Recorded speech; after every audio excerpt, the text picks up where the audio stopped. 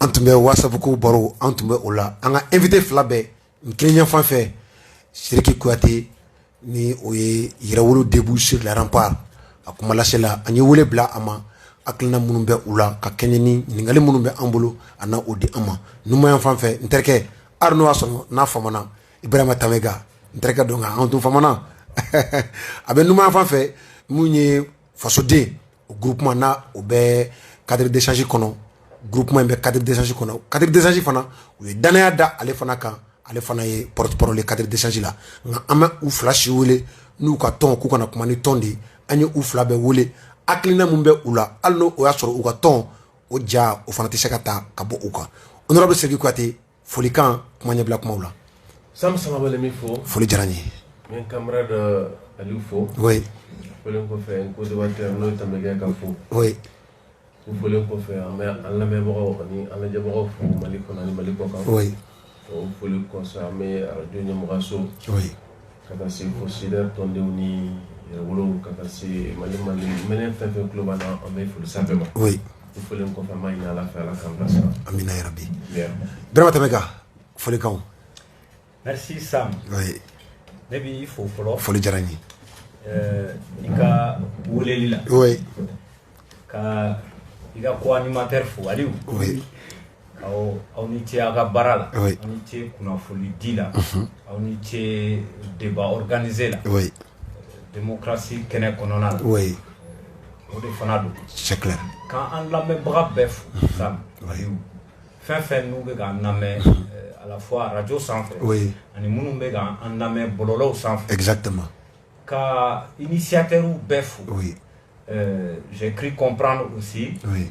que Rasbach est actuellement en déplacement. Exactement. Je lui souhaite un bon voyage. Oui.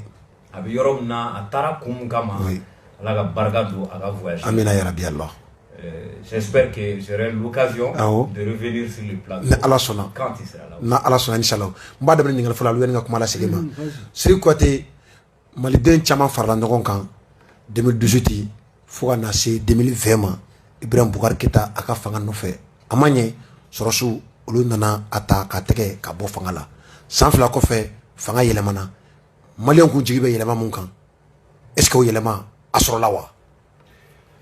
Sam Samabale an bɛ fo o ɲininkali la malidenw bɛ wulikajɔ min na a wulikajɔ a minɛn b'a dan ma parce que minɛn tɛ n'a fɔ mɔgɔ dɔ de bɛ yen min ni an ye tɛgɛ kɔrɔta tigilamɔgɔ ye ka fanga d'a ma minɛn min don a bɛ malidenw de bolo c'est à dire que c'est le peuple qui a le contrôle maintenant de la situation hali n'a sɔrɔ k'a fɔ jamanaden caman ta ye ten bon ni jamanaden fanba y'a ye ten an ka bɔ b'o de la sinon n'an y'a kɛ i n'a fɔ mɔgɔ de bɛ yen ko danaya bɛ mɔgɔ min kan mɔgɔ min dɔnnen don ɲɛwala b'a bolo a kan ka taa ni jamana ye a sago la a dɔnniya kɔnɔna na an b'a bɛɛ jɛ donc o nɔ kan an bɛ se ka min jateminɛ dɔrɔn o ye alihamudulilayi kɛlɛ min sɔrɔ malidenw bolo ni fanga in nana sɔrɔ malidenw bolo n'o dɔ bɛ tali kɛ lakanabaliya la n'o dɔ bɛ tali kɛ jɛɲɔgɔnkuraya la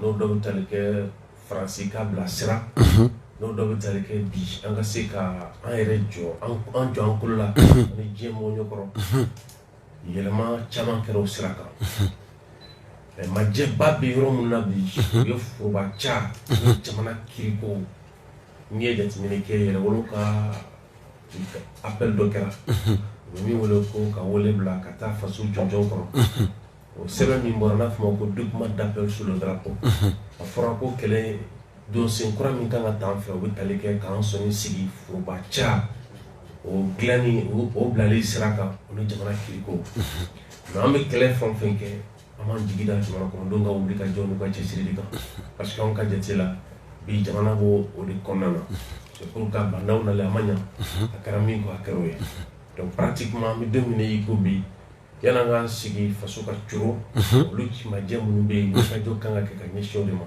donc yɛlɛma kɛra fan dɔ fɛ mais fan dɔ fɛ hali bi an ma nɔnɔ. d'accord Ibrahima Tamega malidenw bɔra M5 yɛrɛ kɔnɔna la kɛrɛnkɛrɛnnenya la san fila i bɛ ka kɔni binna mɔgɔw k'u jigi bɛ yɛlɛma mun kan yalima yɛlɛma a sɔrɔla wa.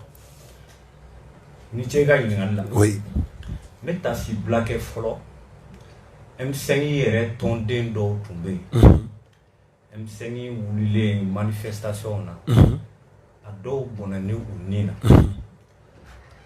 a bɛ komi M5 yɛrɛ mun tun ye wulikajɔ kɛ a n'a nɔfɛ mɔgɔw u ɲinɛna olu kɔ dɛ u ɲinɛna olu n'u somaw kɔ dɛ bonyala segin kun kan ka k'u ye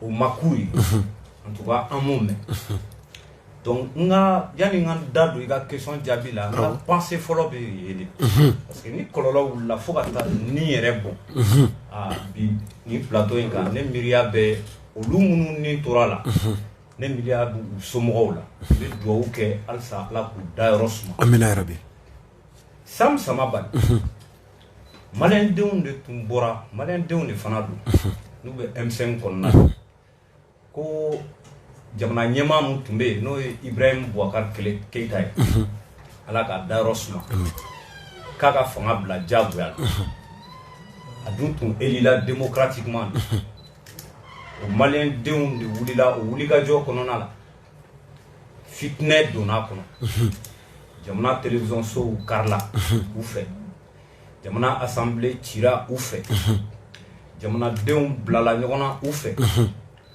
u tun ko k'olu ka wulikajɔ tun ye ko IBK ka fanga kɔnɔna la ko lakana ma sabati k'olu ka wulikajɔ kun ye ko IBK ka fanga la ko kɔngɔ bɛ maliyɛnw na ko IBK ka fanga kɔnɔna la ko mauvaise gouvernance bɛ yen jamana yɛrɛ ɲɛmaaw b'u occuper jamana géreli la cogo min ko IBK ka fanga kɔnɔna la ko corruption bɛ yen ko IBK ka fanga kɔnɔna la k'olu y'a jateminɛ k'an ni minnu ye teri ye komi balimakɛ yɛrɛ bɔra k'a da don o kuma la ko dangakari an n'olu ka teriya la an ka parce que olu bolo o ti teriya ɲuman ye fanga yɛlɛmani olu ma sɔrɔ wa ne bɛna e fana ɲininka k'an ko débatteur ɲininka depuis IBK taara dɔ de bɔra Mali sɔngɔ la Mali la depuis ala ye Mali da gɛlɛya ma deli ka an sɔrɔ en tout cas depuis an donna démocratie kɛnɛ kan c'est vrai gɛlɛya u tɛmɛna de b'a sɔrɔ an dɔw yɛrɛ ka dɔgɔn mais depuis an donna démocratie kɛnɛ kan Sam Sama Bali e delila ka essence san tan gɛlɛya kɔnɔ e delila ka malo san tan nin gɛlɛya kɔnɔ k'a di somaw ma e delila ka ɲɔ san tan gɛlɛya nin gɛlɛya modèle in na k'a di i muso ma Sam lakanabaliya a bɛɛ turu kun taara k'a da IBK kun comme si IBK ni a ka régime olu yɛrɛ de i b'a fɔ olu de tun bɛ ka kɛ sababu ye ni Mali bɛ kɔlɔlɔ kɔnɔ an tun bɛ dingɛ mun an bɛ dingɛ mun kɔnɔ depuis 2012 mais depuis IBK taara fo bi donc an bɛ se k'a fɔ de est-ce que an bɛ se k'a fɔ de ko lakana sabatira pewu depuis IBK taara fo bi an bɛ se k'a fɔ de ko désormais ko an ka village si tɛ yen n'u bɛ ka attaquer yan k'an somaw si tɛ yen ni djihadistes bɛ ka t'olu fa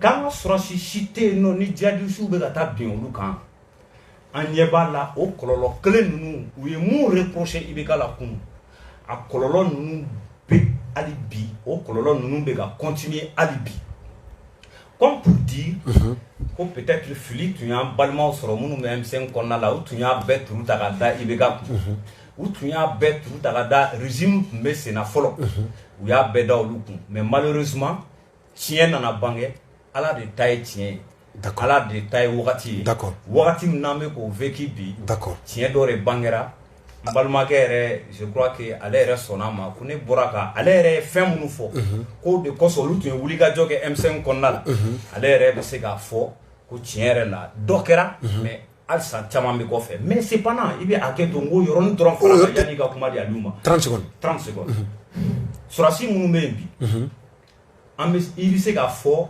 peut-être ko anw bɛ dynamique dɔ la an ye u bɛ se k'anw jate opposition politique mais u fana y'u seko kɛ u nana fanga la cogo min n'o ye coup d'état ye anw y'o dénoncer dɛ wa plateau in kan nɔ n tɛna segin o kan i b'a fɔ bi n tɛna dénoncer mais u y'u cɛsiri walasa halisa Ibeka kun ye baram damne ka armée équipée ka fanga do an armée la u yu cɛsiri ko sira kelen sinsin ko sira kelen ta an b'a fɔ ko Ibeka ye idée mun do la u y'o sira tama an b'u fo o la. D'accord, allô.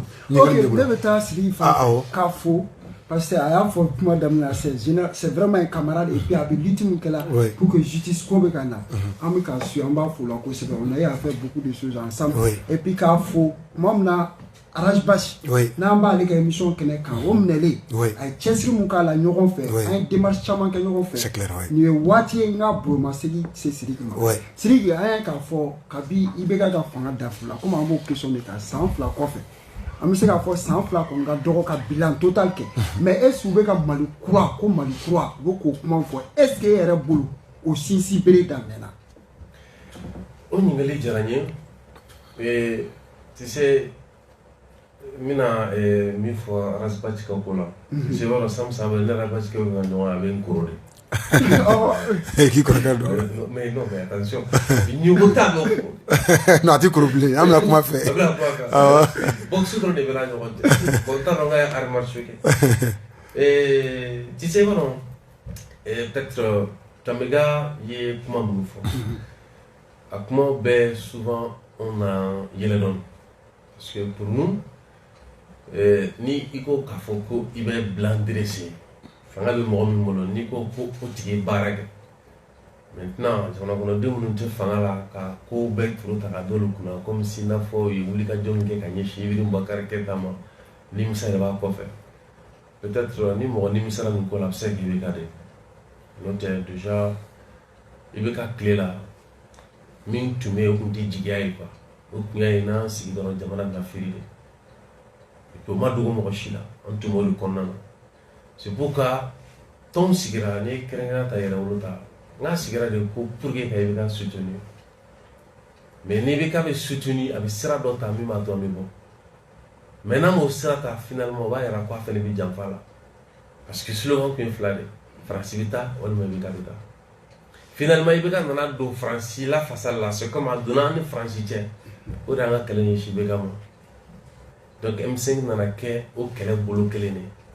C'est pourquoi BM5 kɔfɛ yɛrɛ wolo jɔlen don pour que kɛlɛ bɛ se ka ɲɛsin ka jamana lanɔgɔ ye k'a fɔ ko Ibeka ye dɛmɛ don armée ma ne b'a mɛn mɔgɔ la je sais pas en quoi faisant an mun de di armée ma. A ma minɛnw san. Ba faga arme foyi tɛ yen dugukolo kɔ kan ko mɔgɔ bɛ se k'a fɔ ko kɛlɛ minɛn tun bɛ ka kɛ ko Ibeka ye fɛn dɔ de san ka na ko mɔgɔw kun mago bɛ min na k'a ye baara kɛ. Super Tigano ninnu ni blindé ninnu. A fɛn ma baara kɛ avion de Ibeka y'a wolo da ko avion kulo sɔn. Est-ce que u tɛ kelen dɔrɔn n'a tɔw bɛɛ la. Non foyi munna i bɛ baara kɛ cogo jumɛn na parce que au temps d'Ibeka danfara min bɛ o ni sisan cɛ o de ye on peut choisir sur qui il faut tirer on a le pouvoir maintenant k'a fɔ e y'an jugu ye t'an jugu ye. Bi a se b'an ye k'a fɔ an mago bɛ nin minɛn na an mago bɛ nin minɛn na k'a commandé cogo min mana an ja k'a yira cogo min mana an ja k'a fɔ an tɛ e min bɛ fɛ k'a fɔ k'an ka bila e kɔ an ti bila kɔ de bɛ bila an kɔ i ti yan survoler mais avion bɛ e bolo k'a à partir de Ségou pour que e ka taa opération na fo e ka yamaruya sɔrɔ ka bɔ Faransi yɔrɔ parce que ko accord de défense dɔ b'an ni Faransi ɲɔgɔn cɛ min b'a yamaruya e tɛ don i sago la avion b'i bolo i ti don i sago la avion yan hali virivirini fo n'i y'a faga sinon n'a bɛ se ka ban a bɛ taa sago la de donc l'avion doit être plus opérationnel que virivirini le pavillon o b'an bolo o t'an sago la c'est pas ça armée mɔgɔ foyi t'o la maintenant n'a nana san 2 kɔnɔna na bilanko ta fan fɛ n'i y'a fɔ n ka kuma daminɛ na n ko an bɛ nin ko ye minɛn min kɔnɔ u ye tuma min na bandaw nalen bandaw ka discours kɔfɛ anw kɛra mɔgɔ fɔlɔ ye n'o ye Yiriba Kɔrɔla ye ka conférence de presse kɛ le 1er novembre ko bandaw ka fɔta n'a ka kɛta bɛɛ de filɛ nin ye fo wɛrɛ tɛ nin kɔfɛ mais ninnu nalen mɔgɔw ye ne interpellé ko bandaw ka discours la an ye analyse dɔ kɛ ninnu ka discours la an bɛ fɛ ka mun fɔ n ko Achim ma fɛn fɔ mais Achim ka discours bɛ min ko fɔ ni ma dɔn n'aw ko k'u ka min ka b'a kɛ mais bi an bɛ ka mun déplorer hali su ne bɔra émission min na ne ko an bɛ ka mun déplorer c'est que i bɛ ka sigi an kunna yan ni kumakan minnu ye Uye san saba ani claquer ka ibeka dévier ka la façade ou déviation kono. C'est-à-dire ka kelen ka sera bla ka la façon kono. A tourner wakati mina wuli kara ko. Ngomanya o ibeka fanga be munu mbolo. Naman chokodon ils vont pas échapper à ça. C'est pourquoi mɔgɔ dɔw bɛ yen an bɛ ka dɔ ye n'a fɔ opposant mais an dun ka opposition c'est à dire que n'i ye anw ka démarche jateminɛ ni n ko anw yɛrɛ wolo b'o la an bɛɛ b'o la anw ta ye mun ye ni majɛ bɛ yen a ye nin da la kan c'est pour ka vie chère la an kumana an y'a nɔ ye c'est pourquoi an bɛ don min ko bi kiiri ko la administration assaini ko la an bɛ k'an da an bɛ ka kuma. Wagati mina ali premier ministre min be bana bolo bi am do ke ala ka nɔgɔya kɛ a ye majɛw dɔw fɔ kuma kɔnɔ assemblée kɔnɔna wula il y a des gens minnu bɛ yen n'u y'an su diɲɛ depuis an ma se nin yɔrɔ la olu ko k'u m'o faamu mais an y'a f'u ɲɛna nous sommes les gardiens de la révolution nous sommes un comité de veille ni i ɲuman tiɲɛ f'i ɲɛna i jugu i b'a sara k'a f'i ɲɛna ka ko redresser donc bi an bɛ min kɔnɔ c'est que ni an ka mentalité ni an ka ko jateminɛ c'est que jigiya dɔ de bɛ yen min kan ka se ka ta ba la 100%. espoir jigiya de bɛ yen jigiya min bɛ yen kɛlɛ taara sira damadɔ de k'an bolo il faut un pouvoir politique mɔgɔ k'a sɔrɔ minnu bɛ jɔ il faut c'est-à-dire que sur le plan diplomatique an ka se ka ko dɔ dilan ka ko waraka donner minnu bɛ yen ka waraka et sur le plan communicationnel la c'est ka se ka kɛ a ɲɛbi nana ma min b'a to mɔgɔ bɛ bɔ miirisu kɔnɔ jamana ka taa parce que an bɛ guerre min kɔnɔ a guerre mɔgɔ bɛ nin minɛn saba de la bi an ka jate la minɛn saba kɔnɔna na mɔgɔw sɔrɔla minnu jɔlen don sisan an ka diplomatie ɲɛda kura sɔrɔla kibaruyaw ka di minnu b'a to jamana kɔnɔdenw ka se ka wuli ka jɔ tɔ sabati ka kibaruyaw sɔrɔ jamana ɲɛtaako la o ka kɛ jamana ɲɛmɔgɔw ka taabolo ye o pression ka to yen mais bi an bɛ nin kuma fɔ ne bɛ nin fɔ bi parce que mɔgɔ caman bɛ ne da o mais est ce que peuple b'o dynamisme kɔnɔ ka fɔ an k'an jɔ ka fanga soutenir n'a fɔ anw ye vision min kɛ an b'a f'i ɲɛna a kɛ an bɛ kɔ mais i b'a sɔrɔ wagati dɔ bɛ se Tamaga filɛ ka discours minnu tenir o discours bɛna kɛ n'a fɔ an bɛ wagati kɔnɔ an ye mɔgɔw de ta k'u sigi u natɔ o ye nin layidu d'an ma ninnu natɔ ma layidu pas ka di mɔgɔ si ma an kun t'u dɔn yɛrɛ donc aujourd'hui an tɛ se k'an ka lutte kɛ ka kɛ n'a fɔ an bɛ ka k'olu de ye parce que an b'a kɛ don min na an b'a sigi don min na olu tun tɛ yen an bɛ min kalama o ye an ka jate la an kan ka taa sira min fɛ kɛlɛ de kan ka t'o sira de fɛ donc a bɔ sira min b'aw bolo u fana u bɛ ka t'o sira de fɛ dɔ kɛra la mais majɛw bɛ yen an y'o fɔ n t'o dogo mɔgɔ si la majɛ ba de bɛ yen donc majɛ minnu bɛ yen bi a bɛ ye ko minnu bɛ fanga la sɔrɔ su dɔ don i nana fanga la i b'a sɔrɔ fɛn dɔ bɛ yen jamana fanga bɛ na i b'a sɔrɔ fɛn dɔ de bɛ yen i bɛna fanga la k'o to yen i ka kɛlɛ fanga bɛ ɲɛsin o ma minnu y'an ni transi dɔw ma u ka kɛlɛ ɲɛsin olu fɛnw caman ma les questions de souveraineté ka taa se an ka indépendance bɛ sigi fɛn minnu kan u ka kɛlɛ ɲɛsin olu ma d'accord mais o kɛlɛ kɔnɔna na jamanadenw dɔw ko olu tɔɔrɔla ko u ka liberté bɔr'u bolo o de kama fanga min ninnu kɔfɛ olu ko liberté o tɛ comité militaire pour le salut du séminaire comité militaire de libération nationale du peuple o libération kun tɛ dɔwɛrɛ si o ye komi baara ganna la a ye baara dabila olu fana nana usine fɛn fɛn tun bɛ yen fɛn o y'a bɛɛ kari ka da Musa ka régime kɛ ouais c'est comme ça d'accord donc pratiquement bi fanga min bɛ yen u nana sɔrɔ c'est vrai lakana ko hami de b'a la oh maintenant fanga tintinin dɔw kan bon an kun ka jate la mɔgɔ bɛ se ka na sɔrɔ politique sira fɛ minnu mɔgɔ bɛ ka se ka foroba ca ani jamana kiriko pour que an mɔgɔ bɛ investissement ni jamana wurukili baara minnu na o ka tugu a la c'est pour que an b'a fɔ kuma bɛ an ka kuma la il faut le développement parallèle de l'économie et de la dissuasion donc an ka jate la majɛni bɛ yen développement ta sira fɛ d'accord ok an bɛ taa tɛmɛ ka e fana fan fɛ an bɛ se ka question kelen poser fan fɛ par rapport aux 2 ans an bɛ se k'a fɔ comme sisan an b'a fɔ ko mɔgɔ caman k'a fɔ ko souveraineté nana ko fɔlɔ la ko Mali tun bɛ dɔgɔya kɔfɛ comme Sidi yɛrɛ y'a fɔ a ka kuma na ko diplomatie ko sisan ko a bɛ ka rétablir est-ce qu'on peut espérer que ni 2 ans est-ce que an tɛ se k'a fɔ jamana ye sira kura ta wa fɔlɔ la dɔgɔyama ba min tun bɛ da jamana kan est-ce que sisan u bɛ ka da jamana kan est-ce que an ma sira kura ta wa fɔlɔ la jɔn de tun bɛ jamana dɔgɔya ne bɛ ɲininka mais ne de bɛ question poser il y a question posée là Il m'a pas compris. C'est le bala, une européenne bala, une africaine bala, une Nations Unies bala. Non, on a des questions pour nous, les gars. Ça va pas. On de la mer. Non, parce que je On a voulais été être des sûr. orphelins. Non, je voulais être sûr. Yani gya kuma jabi. I b'a dɔn ne balimakɛ Siriki a bɛ ɲɛnafin dɔ bɔ ne la quoi. A bɛ ɲɛnafin dɔ bɔ n na. An denmisɛnninama fɛn dɔ bɛ yen a tun bɛ kɛ baronin dɔw tun bɛ k'an ye. A baronin a tɛ kɛ bilen a bɔra peut-être an ka laadaw la n'an b'a fɔ o ma ko ziiri. Ni n bɛ ka n balimakɛ lamɛn des fois vraiment o lango a bɛ ɲɛnafin dɔ bɔ n na. Des fois j'ai l'impression mun bɛ ka ziiri lamɛn dɔgɔma tɛ Siriki. Mais miséricorde. Ah, voilà. Miséricorde, c'est bien. Voilà, merci. C'est les leçons de morale. Non? Merci, merci. Ah non, non, pas seulement sous cet angle-là. Il n'y a pas que. Dans Syrie, il n'y a pas que des leçons de morale. Merci. Ok. Ok? Siriki. Merci. Siriki est. Il dit leçons de morale, c'est des morales. Mais non, non, mais finalement, leçons de morale, il n'y a pas que. Ok, d'accord. Siriki, ici, Malien, on ne vit qu'il l'a dit. Oui.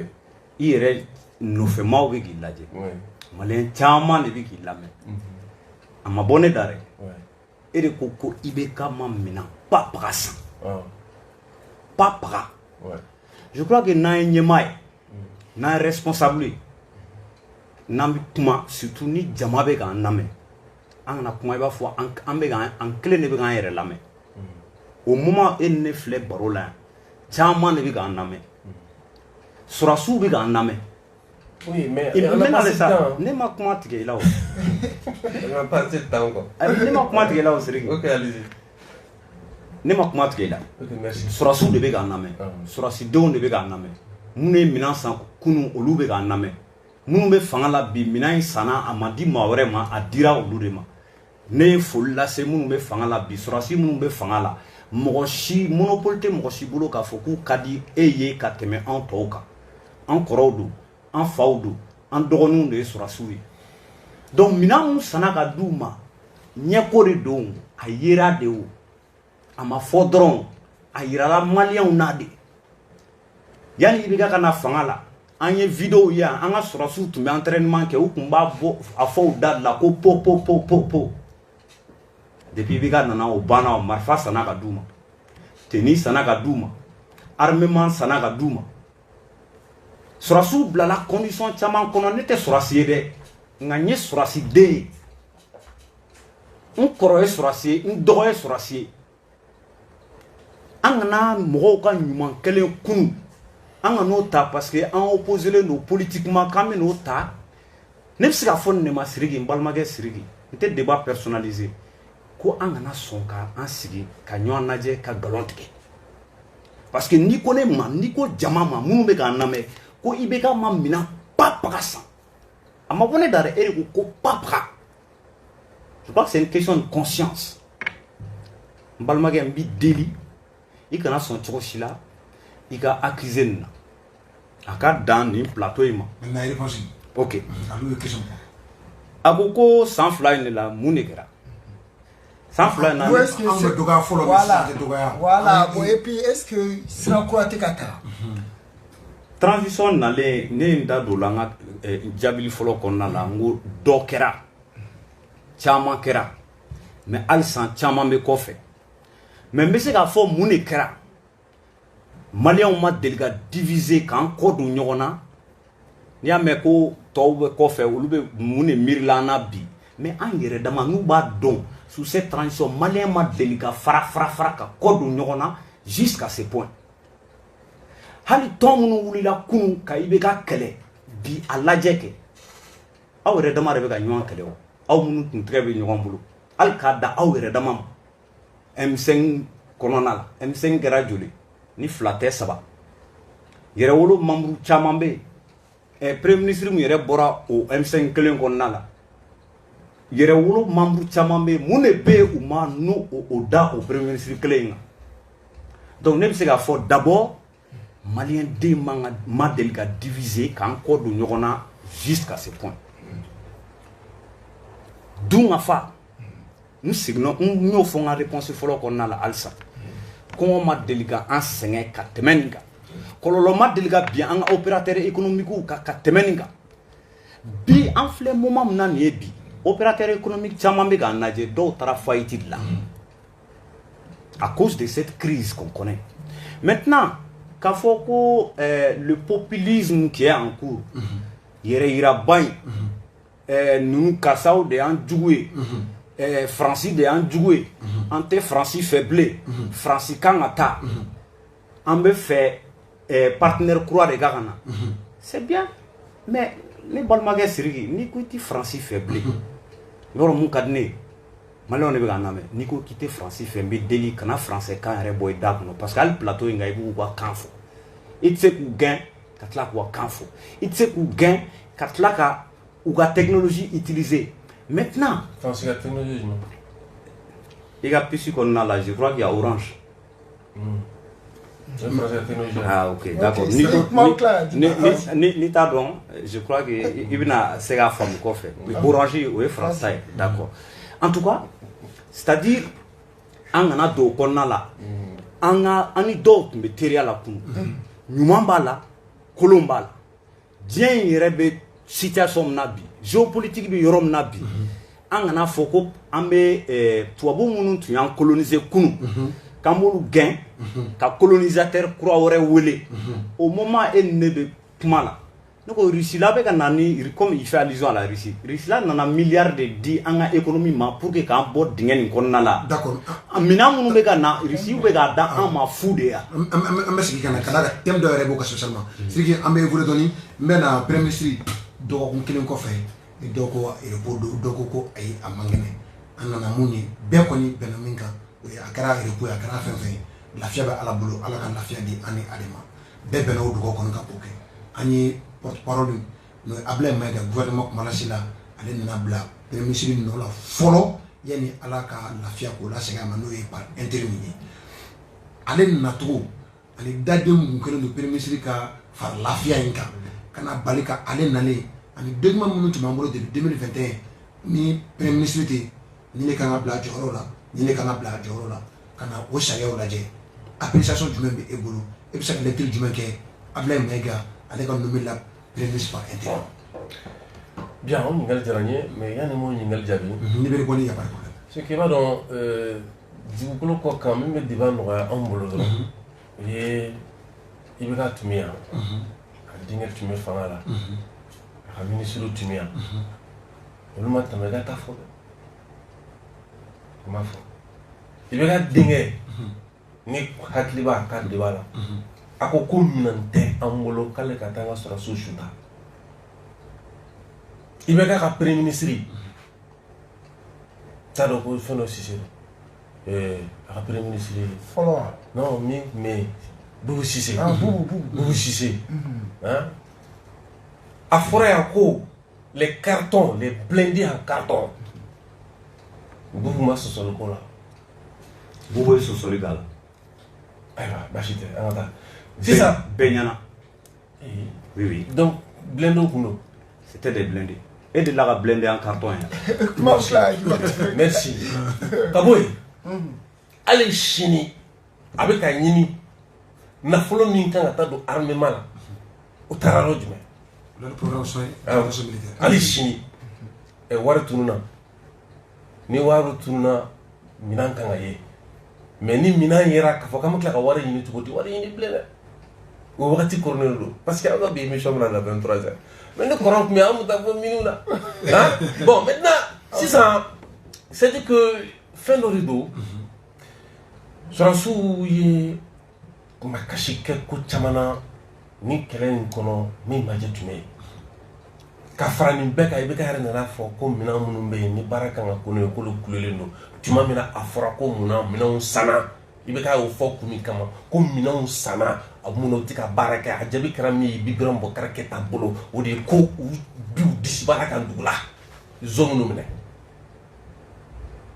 maintenant minɛn min bɛ dugu ma zo bɛ n'a minɛ n'a fɔra ko ye armée danbe sigi a ma n'a fɔra ko blindé en carton kɛlɛ dɔ wulila o senfɛ n'a fɔra ko minɛn t'an bolo ka taa an ka sɔrɔsiw ta nin bɛɛ fɔra anw sigilen ɲɛna n ko nin bɛɛ de ye mɔgɔ frustré ka tila k'a fɔ o bɛɛ sanni kɔfɛ ko ala se t'anw ye ka taa opération kɛ à notre guise et selon nos moyens o tubabukan fɔli kɔrɔ tɛ k'a fɔ ko an bɛ kɛlɛ min na an y'a préciser bɛɛ lajɛlen an ni faransi tɛ kɛlɛ la an ni faransi ka denw tɛ kɛlɛ la wa ni France kanti kelela bi France ka do mi ka yini ka ndo furu comme ay rew ko yini ko do furu bu ka yini kana comme ay rew ka yini nga tout fait.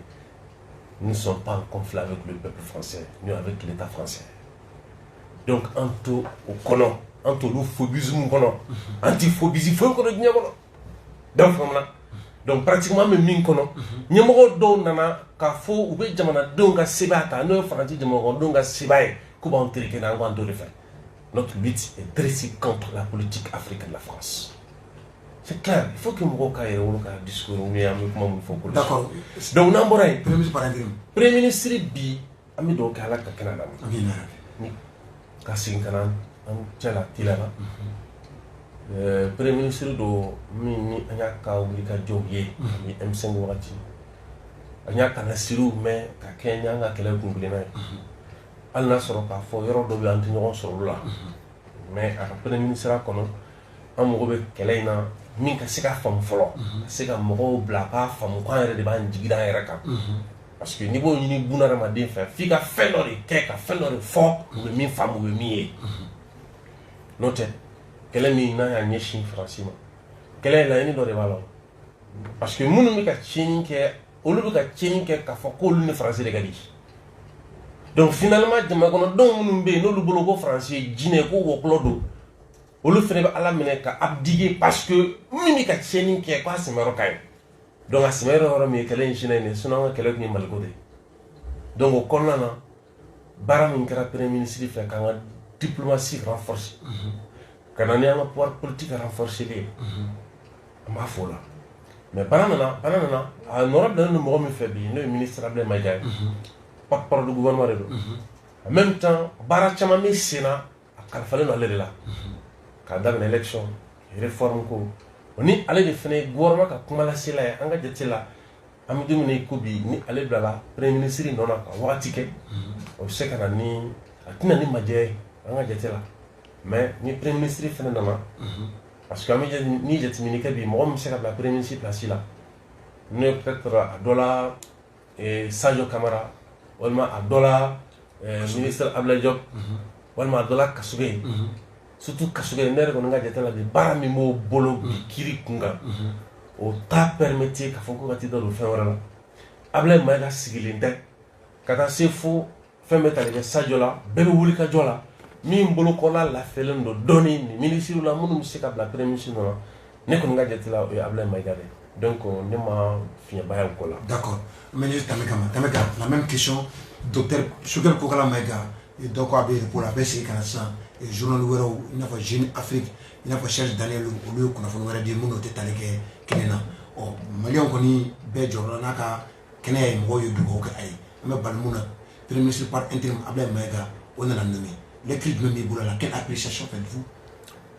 Mali ye ɲinɛ jamana de hinɛ jamana ne bɛ dugawu de kɛ fɔlɔ ala ka premier ministre Sogɛl ala ka kɛnɛya sabati amina yarabi ala ka ɲuman mɛ kɛnɛya kɔnɔna la somɔgɔw n'a baara kɛ ɲɔgɔn kɔ ala ka a mɛn kɛnɛya la Mali ye a n'a a teriw bɛɛ ye spéculation caman de bɛ premier ministre yanni ka taa a remplacement mun kɛra ni spéculation caman de bɛ bi a ka kɛnɛya in ko kunna dɔw ko fankelen sara dɔw ko AVC do dɔw ko a évacuera ka taa extérieur la mais u bɛ ka dogo an na dɔw ko ayi halisa a bɛ yan nɔ je crois que Mali premier ministre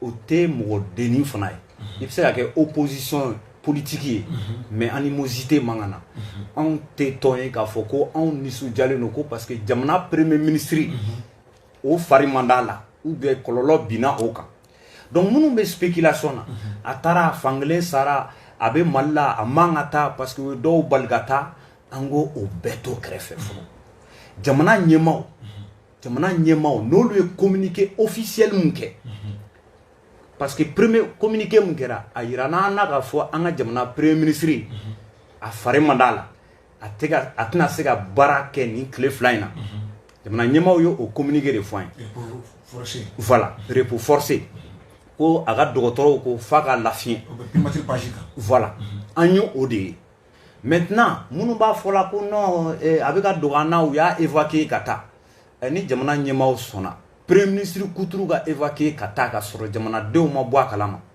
o ye ko ye ko man ɲi donc pour le moment tant que ni jamana autorités ma communiqué officiel kɛ nous on se garde de tout commentaire an b'a fɔ dɔrɔn Ala ka nɔgɔya kɛ Ala ka kɛnɛya sabati mais je me pose une question an y'a ye yani Sogɛl ka kɛ premier ministre yani an ka don même ni transition in kɔnɔ o ye diɲɛ fan bɛɛ de président bɛ se ka kɛ wagati dɔ bɛ na a farigan b'a minɛ a ka Segal secrétaire général de la présidence o bɛ se ka baara kɛ yani a fari ka lafiya diɲɛ ni jamana caman kɔnɔna la hali Mali yɛrɛ kɔnɔna la nin t'an siɲɛ fɔlɔ ye ko premier ministre ka farigan o minnu kɛra ka tɛmɛ a ka secrétaire général ou bien en tout cas cabinet baara continuer ka sɔrɔ a ma kɛ comme an b'a fɔ cogo di terme dɔ bɛ yen ko bukan ka mankan ni kuma ani spéculation caya autour mais mun de la zen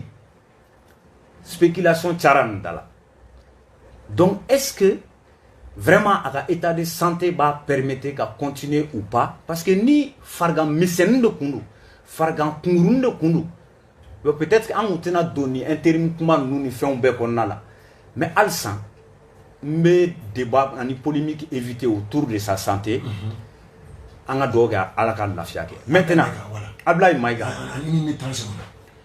ne ma choisi jamana ɲɛmaaw de y'a choisi fanga bɛ minnu bolo autorité ani pouvoir bɛ minnu bolo ka choisi olu de y'a ale choisi u ka danaya binna ale de kan mais n'i y'a ordre des intérims papier mun yira la na n'i ye o kalan ni premier ministre kun tɛ yen je crois que an ka faamuyali la maa wɛrɛ de kun don mais jamana ɲɛmaaw ka danaya taara ka da ale de kan n'i y'anw fana ɲininka anw ka tɔn n'o ye cadre ani ARP ko est-ce que anw fana ka danaya b'a kan an kun t'a dɔn kunu en tout cas ne kun t'a dɔn kunu an nɔfɛ maa caman kun t'a dɔn kunu mais an ye fitinin mun dɔn a la Ablaye Mayiga la depuis nana ministère de l'administration territoriale la an y'a ye an tun bɛ laɲini dɔ kɛ k'a ka kan faamaw transition ɲɛmaaw u ka cadre dɔ créer u ni politiki tɔnw bɛ se ka sigi yɔrɔ min na ka ɲɔgɔn hakili jagabɔ ka ɲɔgɔn bilasira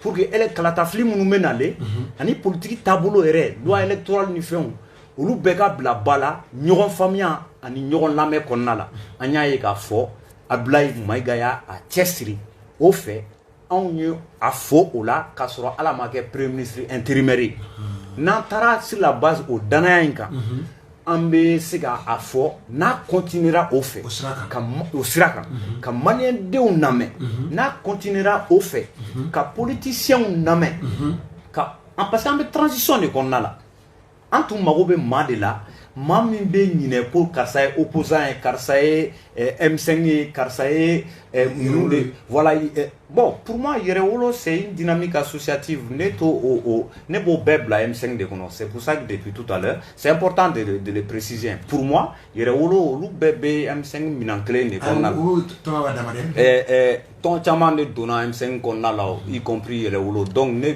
tɛna u bɔ ɲɔgɔn na a bɛɛ o minɛn kelen de donc je vais pas voir Yɛrɛwolo ici comme une entité je ne sais pas comment hôtel pour moi hôtel c'est une petite simple association maintenant an bɛ dugawu kɛ Mayiga ye sira min jira an na a ka t'o sira kelen kan ni Ala sɔnna a ma n'a tor'o sira kelen kan ka maliyɛnw lamɛn ka maliyɛnw fara ɲɔgɔn kan a ka ca Ala fɛ baara in bɛ ɲɛ. Allo an bɛ taa deuxième thème na AG walima bon non c'est extrêmement important n ka question posée nin yɔrɔ nin kan c'est extrêmement important sinon n bɛ sɔn ka bana da Sidiki an y'a k'a fɔ sisan Sogɛl comme a y'a fɔ cogoya min na premier ministre a man kɛnɛ mais an y'a k'a fɔ waati wulila politique mɔgɔw tun wulila Sogɛl kɔ ko a bɛ tan bon Sogɛl Ala nana lajarabi s'a ma mun ye bana ye mais an ye k'a fɔ a ka intérim an bolo au moins ni intérim bɛna di mɔgɔ ma est ce que e bolo a kun man kan ka kɛ mɔgɔ wɛrɛ mun tɛ sarasi wa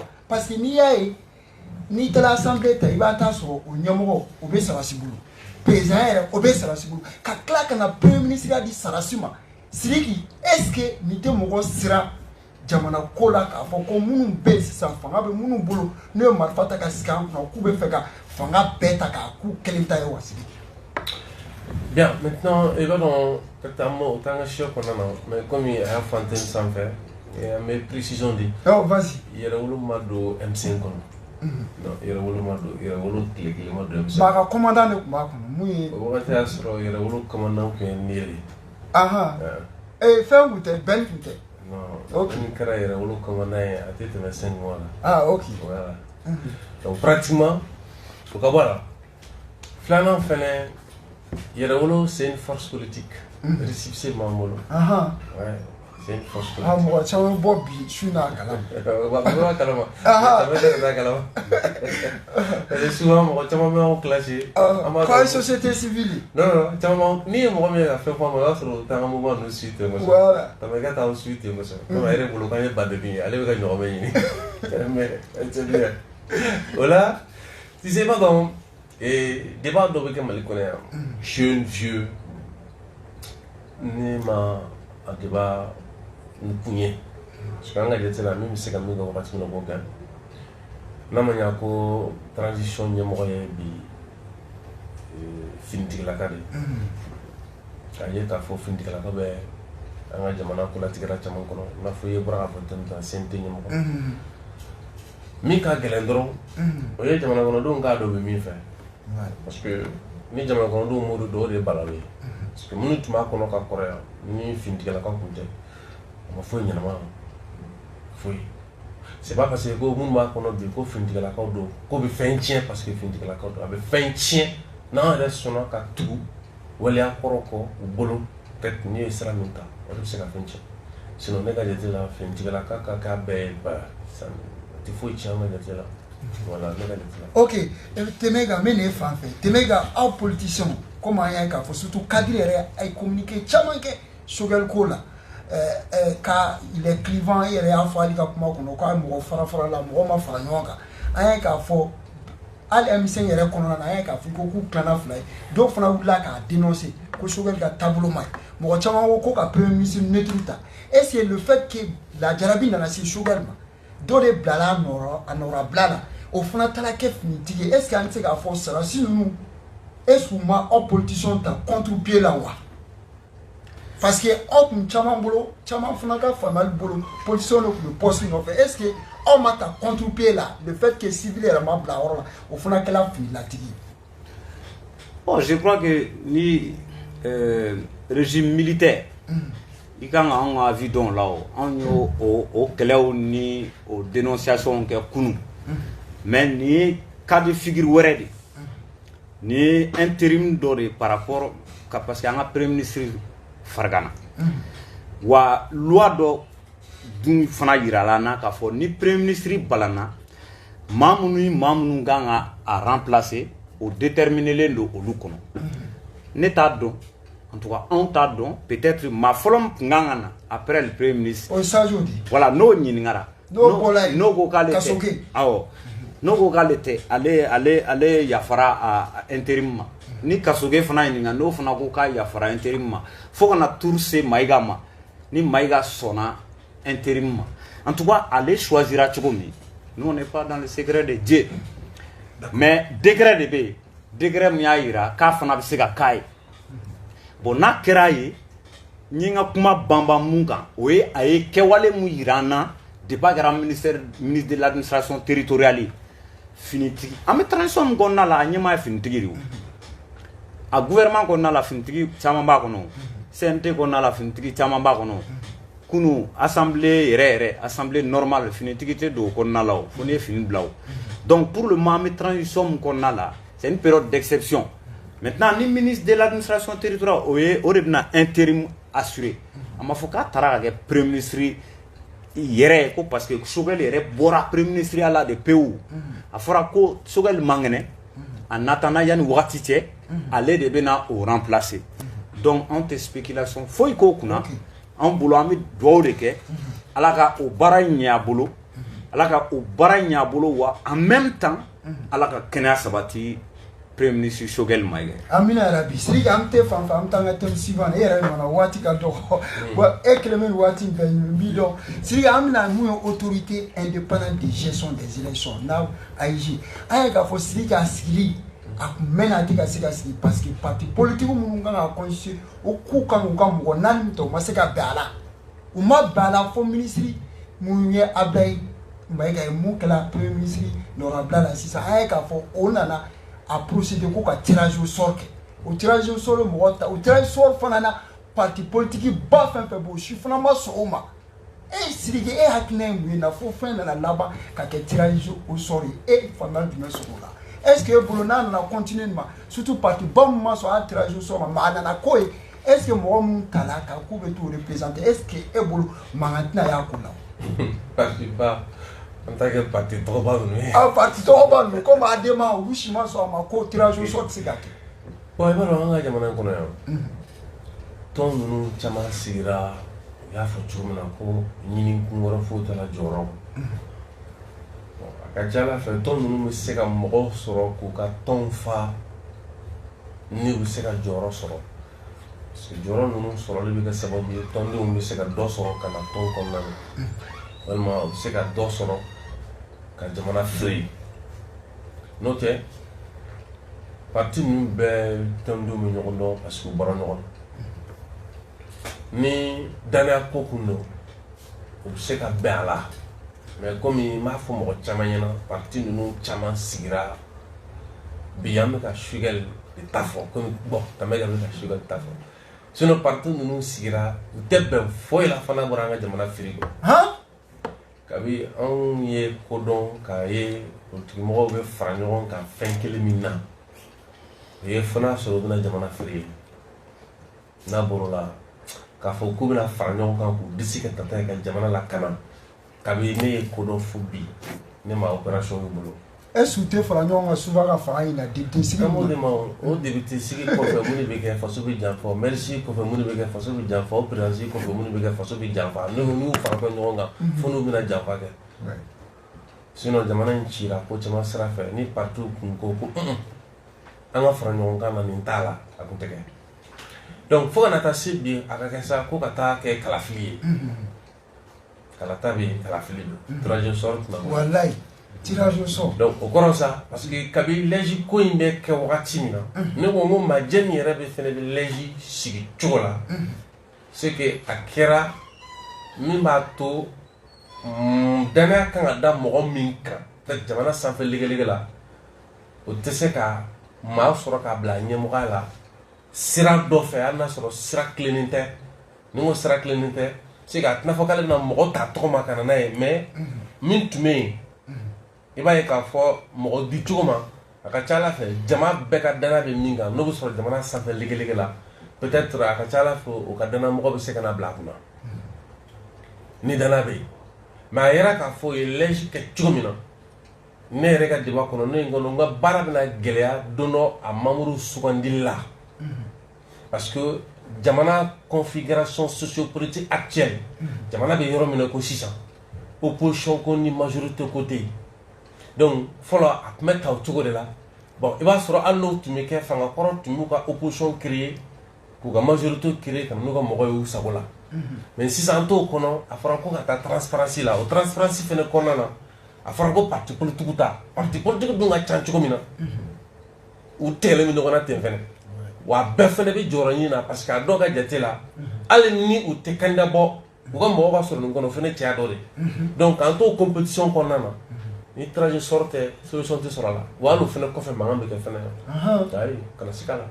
parce que u bolo fo n ka k'a kɔnɔ de parce que ka k'a kɔnɔ a tɛna fɔ n bɛna baara kɛ dɛ sɔrɔ min b'a la olu b'o de kɔ olu bɛ jɔyɔrɔ ɲini k'o ka laɲini o de kuma bɛ yen voilà tɛmɛ ka an bɛ fan fɛ la même question est-ce que tɛmɛ ka on ne comprend pas aw parti politique ninnu aw tɛ bɛn fosi la mɔgɔ caman ko ko kaba fɔlɔ ko mɔgɔ naani bɛna d'aw ma mɔgɔ caman ko walayi ninnu tɛ ban a la et puis mɔgɔw tɛgɛ ɲɛsin yɔrɔ min na tile tana bɔ yen aw sɔnna u ka jɔ o la parce que aw yɛrɛ ma se ka bɛn a la ka mɔgɔ sugandi mɔgɔ naani sugandi mun bɛ se ka taa représenter aw yɛrɛ dama ma bɛn a la fo ministre yɛrɛ nana laban ka kɛ tirage au sort o tirage au sort kelen fana mɔgɔ dɔw fana bɛ parti ba ninnu ni sigi ko k'a fɔ ko parti tɔgɔba ninnu ye adama n'a parti ninnu ye olu yɛrɛ y'a fɔ k'olu ma sɔn o ma mais mɔgɔ naani ta la o hukumu kɔnɔ est ce que e bolo kɔfɛ aw tɛna wuli ka mankan kɛ tugun.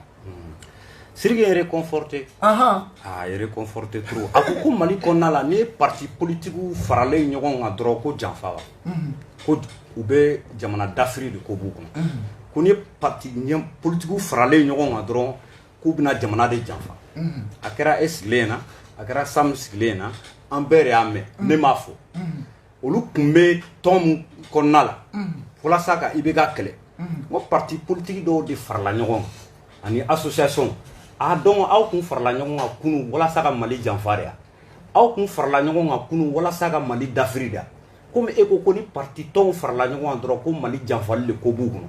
Comme e ko ni politiciens farala ɲɔgɔn kan dɔrɔn ko janfa dɔ de b'a kɔnɔ.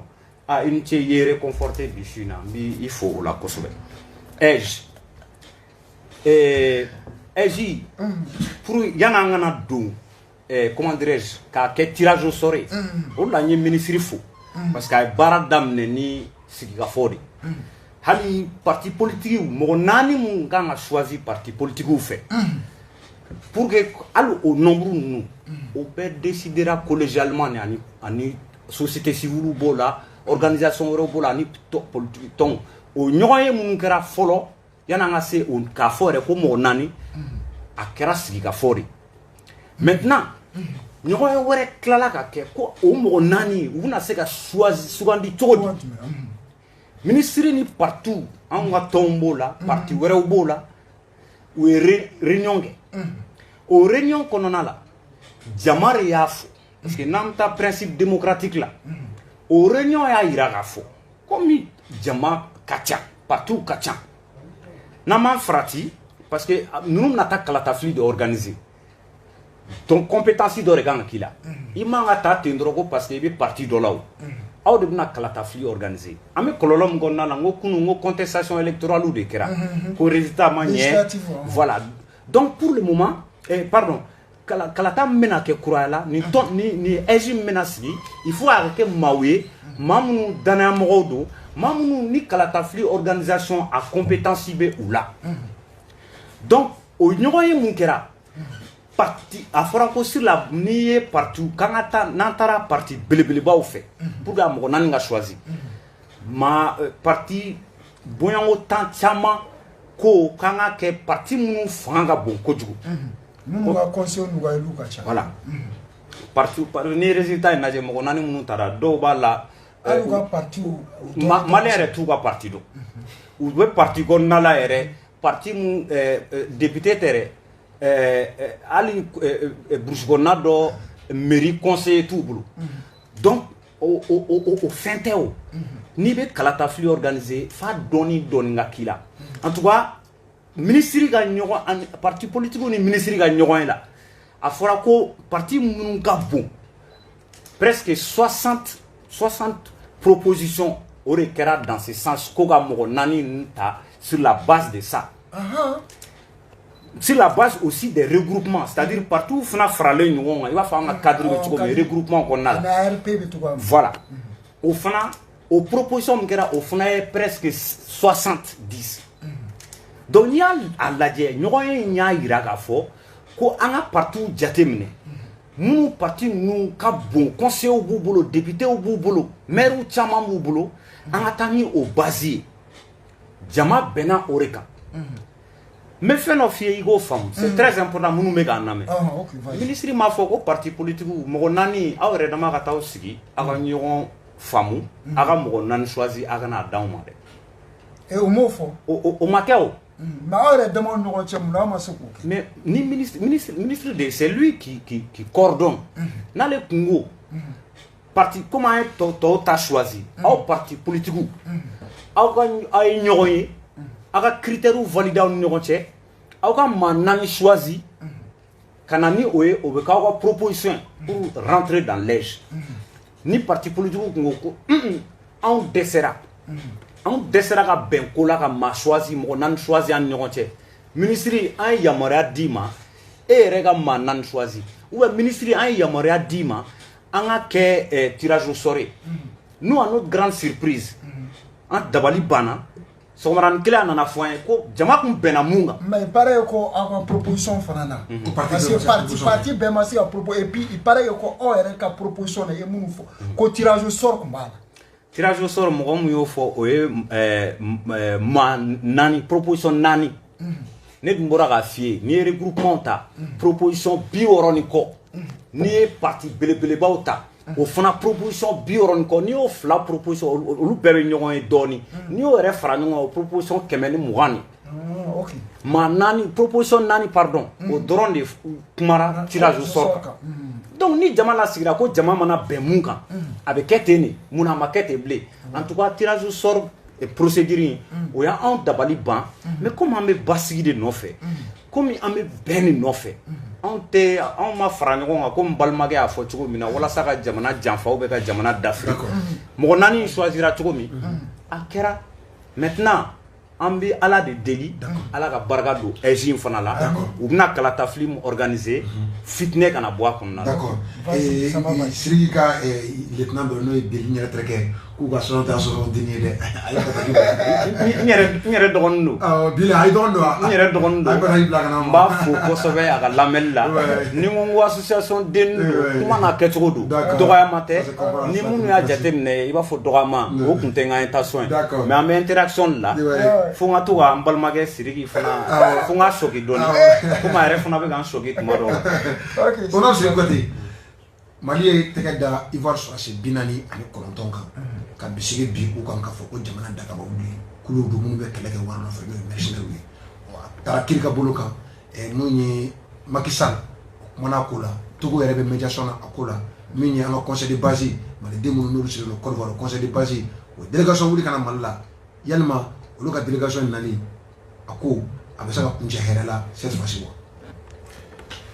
Bon, yani m'o jaabi peut-être Tameka ko mi choqué que non ne bɛ mi big ko par fɛn b'a dɔn ko association b'a dɔn mais ne y'a yira Tameka la Tameka ale ko ko association simple don quoi ne ko n k'o de tɛ voilà donc fɛn min don n y'o de fɔ o tɛ choqué o. ayi mais ne y'o mun fɔ vraiment je le dis sans que k'aw manquer de respect. Non, faut que c'est une force politique. Moi je ne savais même pas que c'était une force politique. Non mais bani. C'est cette pression que je donne. Non mais non Sidiki an ka bɛn yɔrɔnin dɔ kan sa.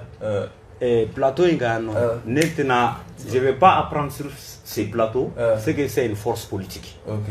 Bon maintenant quand il me dit ko Yɛrɛwolo est une force politique c'est pour ça que kuma daminɛ la n ko i bɛ ka ɲanafin bɔ n na quoi an bɛ ziirinda la an ka bɔ o kɔnɔna la Yɛrɛwolo pour le moment est une dynamique citoyenne et associative ne bɛ mun dɔn maliyɛnw bɛ mun dɔn force politique o bɛ critères de fana b'o définir anw m'o ye maliyɛnw m'o ye maliyɛnw ye mun ye Mali denw dɔw wulilen don ka jɔ u bɛ Yɛrɛwolo kɔnɔna la maliyɛnw ka bonya bɛ Mali den minnu fana yɔrɔ u cɛsirilen don Mali ko la u fana b'u ka hakilinata di maintenant n'i ko k'aw ye force politique de maintenant ne bɔra o kalama su in na de n bɛnale o ne bɔra o kalama su in na de ah c'est la première fois que maliyɛnw bɔra k'o fɔ ah c'est très bien mais force politique pour le moment o critère fana o de ne tɛna o définition ye m'o kalan plateau in kan yan pour le moment aw tɛ force politique ye aw ye dynamique associative de. Maintenant kana M5 niveau la ne t'a dɔn ko parti min yanganen don M5 ko kunna c'est pas ouais parti jumɛn pepa o cɛ kun tɛ M5 kɔnɔ ko min bɛ se k'i jɔ n'i ka parti o cɛ tɛ o tɔn kun tɛ o maa kun tɛ. A parti kun t'a kɔnɔ o cɛ kun tɛ ayi parti kun t'a kɔnɔ o cɛ de tɛ M5 kɔnɔ k'i kun bɛ jɔ k'i ka parti o tɛ. Mais a ye gafe mun signé ko tɔn mun bɛ M5 non c'est important c'est important c'est important de le dire nous avons formé M5 kɔnɔna la à chaque fois n'u ka communiqué kun bɛ kɛ tɔn minnu ni tɔn b'a kɔnɔna la u tun bɛ cité front kɔnɔ oui ni parti b'a kɔnɔ ni association b'a kɔnɔ ni parti b'a kɔnɔ a ɲɛma sigilen filɛ nin mais n bɛɛ de y'a lajɛ n tun bɛ Mali de la an tun tɛ ka télé lajɛ an ɲɛ tugulen an tun tɛ ka radio lamɛn an tulo datugulen non Sidiki il faut reconnaître que le M5 c'était un regroupement de partis politiques et d'associations aussi. Je viens. Merci. C'est pourquoi i bɛ ka binne aw ma bɛn ko la a warala ni kan jumɛn ko parce que parti minnu b'a kɔnɔ k'olu kana fanga récupérer n ko de sɔrɔsiw ka légitimité sɔrɔsiw ka légitimité bɔra yen fɔlɔ dɛ c'est parce que caman tun bɛ ka bɔ tile kɔrɔ san kɔrɔ ka taa i bɛ ka binne olu y'a préféré ko fanga ka to sɔrɔsiw bolo parce que ko parti mɔgɔ b'a kɔnɔ k'o bɛna récupérer n'an taara ɲɛfɛ sɔrɔsiw ka Ivoire cɛ bi naani kɔnɔntɔn minnu minɛna vous savez Alassane Dramane Ouattara de ye nin ko in sen bɛɛ la ouais parce que a ka diplomatie ani jamana wɛrɛ ɲɔgɔn cɛ ko farafinna a ka gɛlɛn kojugu d'abord ale Alassane Dramane Ouattara a yelen don minan kɔnɔ min ni farafinna jamanaden caman t'a fɛ o de kama kɔsɛni na yɛrɛ o de lettre ci farafina peuple bɛɛ ma mais kɛrɛnkɛrɛnna ivoirien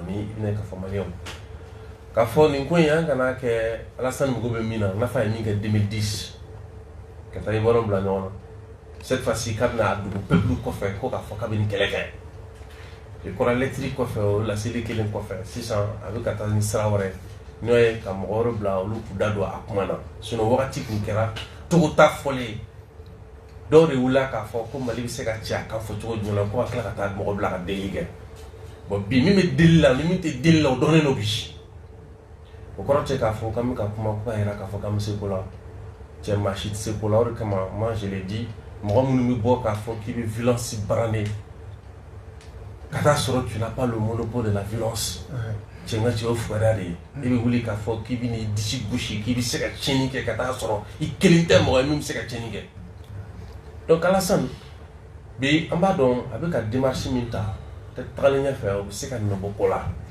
mais a ko bɛ kiri ka bolo de kɔnɔ o de kama an y'a yira k'a fɔ bi n'a sɔrɔ ko nin tun ye ko ye ko Mali tun binna mɔgɔ wɛrɛw kan an fana tun bɛ bɔ ka mankan kɛ mais Alassane min ko ale bɛ tiɲɛ la fasa a y'a ko minnu ka jalatigɛli kɛ n'o ye Nations Unies olu de ye jalatigɛli k'u ni ɲɔgɔn cɛ finalement Mali peuple ni Côte d'Ivoire peuple Côte d'Ivoire est membre de la CEDEAO, le Mali est membre de la CEDEAO, comme on est tous membres également des Nations Unies, comme on est tous membres également de l'Union africaine.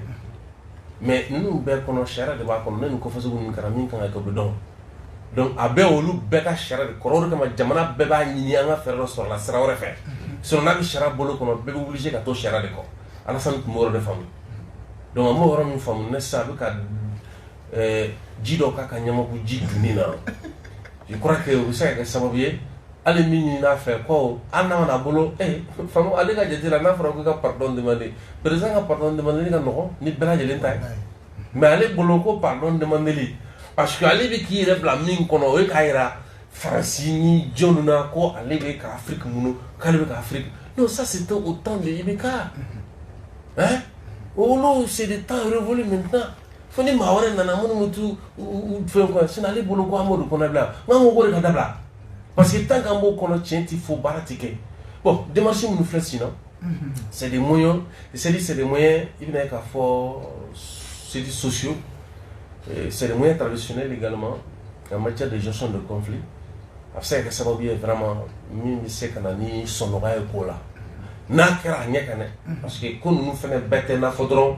amana sigi président yafa non ni a nous a que kodobe comme il fait les Alassane Mbolo fene parce que comment les c'est que na mɔgɔ dɔ ka ko dɔ to mais aba ni mɔgɔ min ɲɔgɔn cɛ c'est jumɛn bɛ e kan e bolo tigi kan parce que le médiateur c'est ça aussi fɔlɔ traditionnellement ni mɔgɔ min médiation kɛ n'i ye jeli n'i bɛ taa cɛfɔ kɛ mɔgɔw ni ɲɔgɔn cɛ fɛn yɛrɛ ka da la k'a fɔ n'i bɛ cɛfɔ kɛ mɔgɔ minnu ni ɲɔgɔn cɛ i ka sɛbɛya bɛɛ boli a bɛɛ kelen kelen kan i bɛ se ka min minɛ nin bolo k'a di nin ma nin t'a natɔ i k'i jija wulu jeli kana k'a la donc a b'o fana de minɛn kɔnɔ n'u sera k'a bila o minɛn kɔnɔ a ka ca Ala fɛ a ɲɛ bɛ se ka sɔrɔ. ɲɛ bɛ se ka tɛmɛ kan an bɛna e fan fɛ an ye k'a fɔ tɛmɛ kan ni mɔgɔ caman kumana nin ko in na même lo ɲɛ bɛ fɛn Tikenja Fakoli ale fana kumana ale d'origine ivoirienne mais ale sigilen bɛ ale kumana a ye welewele kɛ comme Sama Bali y'a fɔ cogo min na Alassane kumana an ye k'a fɔ mun y'an ka Haut Conseil président Mouya Haidara au fond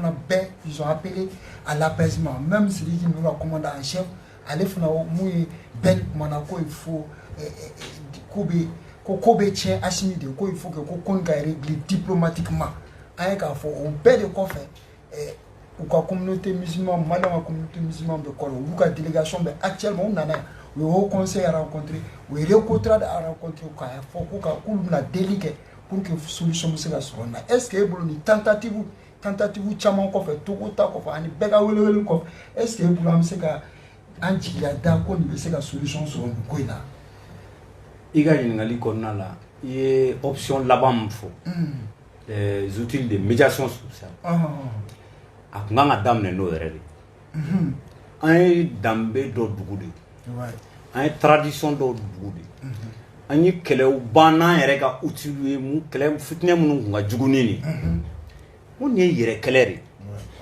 Mali ni Côte d'Ivoire c'est-à-dire ni ali débat me classifier nous na abi foyer kan be du den kelende ne ni surasi binani ani kononton yere ta lajɛ ntu be to don de mais tellement que ni jamana fly be jamana kelende ni be peuple kelende bita soro malien be soro la ou bien malien d'origine bala ou bien malien do dembala.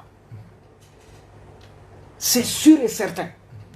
Tellement que les peuples flancs liés nous. Il y a un élément important. Au début, à d'amener là, à ton fora comme mercenaire ou de qu'on a na jamana d'Afrique. T'as le fait. Mali ou Côte d'Ivoire ou bête là la soama déclaration follow coffre comme mercenaire ou t'es qu'on sera soudou. Maintenant, ni mercenaire ou t'es qu'on sera soudou. Ou naturo. No de Malien Mali aéroport nyema osran un naturo no reanga jamana autorité militaire osran ni ñogon famia sorolo ko nala ama se anga ta fo Togo ama se anga ta fo CEDEAO siège law an yere de duden clé may et exemple ta chicken jaga akuma ka choko jarane ko wallahi aw ko abi ko mi fani ba mana clé wallahi kale bo milieu ebe se ki dado la choko di kale se ki dado la wa ama don fani ba mana clé an mona du de kono an mona du baw de kono ñogon famia be na après donc an na son choko shilla akera ivoirien yo akera wa journaliste yo akera wa chroniqueur yo akera vidéoman yo akera homme politique yo yan fana ta kon Mali fana kon na nga politique nga vidéoman nga activiste il faut que an bega ake balate an si ka nafarta la ka fo fitne ga doni jamana nunu ni ɲɔgɔn cɛ minnu bɛ wuli ka jɔ la bi populisme na an tɛ surasi ninnu di ni Alassane ma content Alassane de bɛ k'i yɛrɛ kɛ Afrique président ye Alassane de bɛ k'i yɛrɛ imposer ka yira tɔw la k'ale de bɛ se ko la a bɛ k'o kɛ Faransi de ka na ni affaire in ta ka mais an ka bɔ ninnu kɔnɔ Alassane m'a fɔ e ɲɛna donsi i m'a ye déclaration si la donsi k'a ko ko ale bɛ k'i yɛrɛ comporter ni affaire in na comme le chef de l'Afrique ou de la sous-région k'a bɛ ka Faransi de ka baara kɛ nin bɛɛ de bɛ taa fɛn dɔ don an ka population kunna mun na ni fitinɛ ye c'est pour ça que n balimakɛ i ko ko aw ye dynamique politique ye n'a ye dynamique politique ye il faut avoir une démarche mun bɛ mɔgɔw cœur apaiser e tɛ se ka kɛ dynamique politique ye e tɛ se ka kɛ leader ye ko kuma min bɛ bɛ da c'est tout le temps ka jamanadenw kɔ don ɲɔgɔn na kan ni jamana wɛrɛ kɔ don ɲɔgɔn na ni Faransi tɛ Allemagne ni Allemagne tɛ an yɛrɛ balima minnu ye Ivoirien ou bien Burkinabé olu de nɔ ye an ka malheur ye an ka bɔ ninnu kɔnɔ. D'accord n bɛna sigi fan fɛ thème laban an bɛ na o kɔnɔ kuma dɔ kuma bɛ sɔn ka sama o de nɔfɛ dɔɔni o n'a sigi ka ten Mali a kɔni ni Faransi mɔgɔ bɛ se k'a fɔ bɛn tile tɛ bɛn tile yɛrɛ kuma banna daga min yɛrɛ bɛ Mali ni Faransi mɔgɔ bɛ se k'a fɔ ko daga cira ka da ka Mali gabakuru fili Faransi ma fɔ Nations Unies na ko conseil de sécurité a ka réunion kɛ réunion min n'o bɛ tali kɛ ko Faransi kunnafoni marifa kisɛ ani Mali sɔrɔsiw bagabagali ka nin dɛmɛ ka ɲɛsin terrorisme ma yaasa k'u bɛ se ka Mali cɛci cogo min Mali hukumu kelen kɔnɔ Sadio a bɔra Irisi jamana kan Mali ni Irisi ka partenariat n'i ye réseau lajɛ ka Mali gouvernement ta ka bolo la ye mɔgɔ bɛ se ka fɔ Mali ni Irisi cɛ a tɛgɛ ɲɔgɔn ma a kɛlen don n'a fɔ nɛgɛbere bi dɔ in na différence jumɛn bɛ se ka sɔrɔ Mali ale ni Irisi cɛ teriya mun bɛ ka tɛmɛ Mali ni Faransi cɛ teriya kɔrɔlen o kan nin bakuruba la an ka taa ni nin babu ye dɛ. Vous savez ni ye jateminɛ kɛ fɛn dɔ la an ni bi sidanw kumana mais ni Ivoirien kumana dɔw minɛlen don Côte d'Ivoire ka ko ni crise ye ka ko embargo ye ni Alassane ka janfa ye dɔw nana Mali kɔnɔ yan Alassane ɲinama bolo kan Mali fama y'u minɛ yan bɔra ka kɛlɛ kɛ k'u ka bila ça c'est des Ivoiriens awɔ an y'o kɛ o awɔ an y'o kɛ caman o t'o ye dɔw minɛlen don an bɛ kɛlɛ la pour ka bila Côte d'Ivoire Alassane bolo donc an ma danfara dɔn k'a fɔ k'an bɛ ka jamana ko don ɲɔgɔn na parce que an tɛ se ka kumakan yɛrɛ sɔsɔ parce que c'est le même peuple Alassane yɛrɛ k'o faamu o bɔlen tu sais fɛn dɔ de bɛ yen nɔ fo mɔgɔw k'u hakili to la quoi quand on est formation politique il faut avoir une politique extérieure o de y'an ka politique mɔgɔ ninnu caman jɛ c'est pourquoi diɲɛ kɔnɔ u tɛ se ka trace bila tant que tu n'as pas de politique extérieure en tant que formation politique baaraba de b'i bolo i tɛ se ka i ka jamana souveraineté a bɛ yɛrɛ yɔrɔ fila de la la souveraineté interne et la souveraineté internationale donc o la Alassane ka nin ko ɲɛ in an ma juguman foyi fɔ Alassane ma Alassane tɛ min kɔnɔ o de kama an ko Faransi min n'an y'a jalaki anw tile kelen ma dɔgɔyama ta ka ɲɛsin Faransi ma mɔgɔ bɛ yen minnu bɛ bɔ an nɔfɛ u pɛrɛnnen don ka fɛn bɛɛ kɛ an y'a dɔw kɛlɛla ko parce que a kana drapeau jeni drapeau tɛ Macron ye a kana Faransi ka denw ta k'a fɔ k'a b'u dɔgɔya a tɛ ma on avait dit an ko Alassane ye embargo activé en 2012 kana se fo sema tile kelen ma bɔ k'a fɔ k'an bɛ Côte d'Ivoire denw juguya n'a ye mais ka Côte d'Ivoire juguya n'a ye ça c'est le discours que nous avons écrit an y'a sɛbɛnni k'a bila lettre ouverte n tila k'a partager b'a partager tamɛ kan b'a ka kalan voilà c'est ça le discours parce que pour nous là dɔw nana ko malifin million 2 ça va k'o bɛ Côte d'Ivoire n'o ye maliyɛn dɔ ye o bɛ mɔgɔ dɔ na k'o faiblesse de ça c'est une force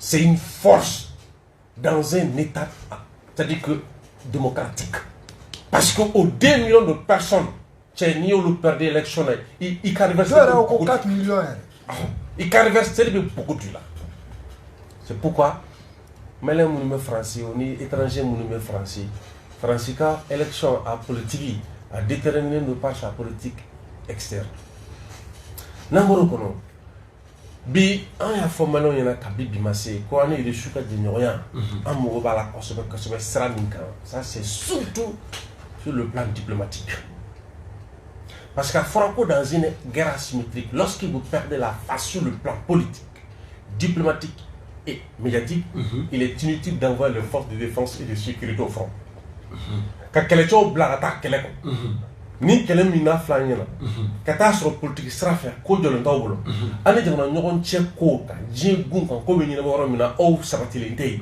kibaruya duman t'aw bolo ka se k'a jɛnsɛn ka minnu bɛ ka a sugubɛ a yakubaya ni nkalon ye aw tɛ se k'o kunbɛn n'i ka kɛlɛcɛw bila ka taa k'i y'u bila ka taa boucherie c'est-à-dire que i y'u bila ka taa di wayiw ma wayiw k'u c'est-à-dire jugu k'u fara i ko wayi bɛ sogo fara cogo min na k'a kɛ brouchette o de kama an ko veto t'an bolo kumaw bɛna laban veto tigiw ɲɔgɔn cɛ kuma na maintenant sisan il faut an ka veto 2 sɔrɔ a bɛ Chine bolo a bɛ Russie bolo n'olu ka di yan awɔ a duman o de duman kama bi an mago bɛ kɛlɛ minan min na b'an bolo an mago bɛ bi ka taa kuma Nations Unies kan fɔcogo la min y'an ja o de kama dɔw ko ko hali français tagali min kɛ Algérie ni Macron ye k'a bɛ délai la ko pour que Mali ka plainte retirée ouais donc an ye plainte mun kɛ déjà effet kɛra la mais mɔgɔw bolo ko mun de don fɛn minnu don c'est des faits qui sont là yɛrɛ wala ye lettre ci ka taa bila MINUSMA la mais moi une heure à peu près 1 heure 10 minutes de kɛ échange la ko juste an ka bɔ dɔrɔn objet falen dɔrɔn an ka retrait bɔ a la donc o plainte min filɛ nin a bɛna examiner ka tila ka Faransi bila parce que fɛn minnu don prévu minnu don a tɛ wuli parce que Mali donna club dɔ kɔnɔ f'u ma ko club des armées supersoniques minɛn b'an bolo min b'a to sisan an bɛ se ka sanfɛla baara ka kibaruyaw sɔrɔ k'a lajɛ jugu ni minnu bɛ jɛ ɲɔgɔn la jamana kɔ kan ani jamana kɔnɔna na ka se ka évoluer donc o dalu minnu sɔrɔla sisan Faransi bilala o y'a sɔrɔ anw fana kɛlen don ka sɛbɛnw fara ɲɔgɔn kan ka daliluw fara ɲɔgɔn kan min b'a yira ko Faransi est un état génocidaire o fana plainte bɛ ka labɛn yɛrɛ wolo fɛ ko fara Mali gouvernement ta kan Tameka yɛrɛ wolo bɛ ka o labɛn yan'o ka taa kɔni mun ye Mali yɛrɛ ta ye o ye Nations Unies kɔnɔna sɔrɔ ka ban k'a fɔ ko France bɛ ka Mali terroriste dɛmɛ renseignement équipement fo ka taa se munitions ni armes fo ani a ɲɔgɔn wɛrɛw o bɛɛ n'a ta fana Mali ni Russie n'i ye bololaw ni an ka gouvernement yɛrɛ tabiyaw lajɛ Mali ni Russie a bɛna fɔ u ka tɛgɛ di ɲɔgɔn ma a nɛgɛ berekelaman an b'o da kun na bi e bɛ nin fila ye i ye cogo jumɛn na an bɛ ka France gabakuru fila ma yan fɛ ani Russie tɛgɛ bɛ ka don ɲɔgɔn bolo yan côté dɔ in na. Ok, merci beaucoup. Depuis Amassé Bima, depuis Francis Nanakoun, parce que je crois que il faut que Antignon donc Kochamana, Mali intervention militaire m'flène, Francis Nali, je vais dire Francis Nali m'flène, Malla, quand intervention il faut attacher à Talim, à damner, voilà sur manifestation damner en follow qu'à Foko à on s'égale nos Francis là. C'est pas Tamega le A. Je viens. C'est le A, non? C'est Ibrahima Tamega le A. Oh, ok, j'en viens. Merci. Et voilà. Mais allez. À damner. Qu'à sur marché maquin en follow qu'à fo. En s'égale nous na Francis. En s'égale nous na Francis. MNLA. En s'égale nous là na tout coffre. Francis n'a pas intervention en Mali Nord là, au moins à Taïrochi n'a pas Mali armée te n'ont fait.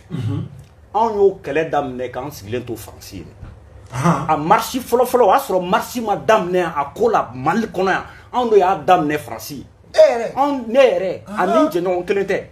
Un ingénieur on de manifestation et qu'à pétition serait qu'à et ministère des Affaires étrangères françaises là, qu'à dénoncer. Et maintenant, la connivence, nous, qu'on pensait qu'il y a une connivence entre l'armée française et les MNLA, on a dénoncé. Donc, maintenant, on a dit, il va falloir on nettoyer nos Français.